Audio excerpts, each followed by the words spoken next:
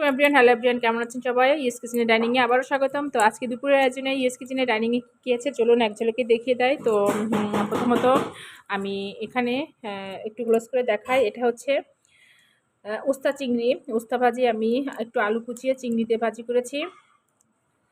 আর এটা হচ্ছে মিষ্টি কুমড়া চিংড়ি, টমেটো ধনেপাতা দিয়ে খুব একটা মানে বাগার দিয়ে একটা সবজি করেছি মাখা করে। এটা খুবই ইয়ামি হয়েছে।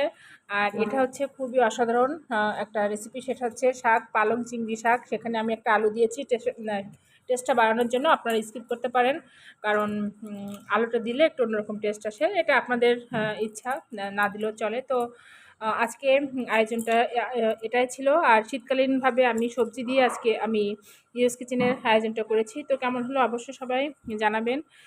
শীতকালে বেশিরভাগই আপনার রেসিপিগুলো দেখতে পাবেন, এই সবজি, শাক সবজি, এই ধরনের রেসিপি। তো ঠিক আছে, সবাই ভালো থাকবেন। ওকে, আল্লাহ হাফেজ। আবার নতুন কোনো রেসিপি নিয়ে আপনাদের সামনে হাজির হবো। আল্লাহ হাফেজ।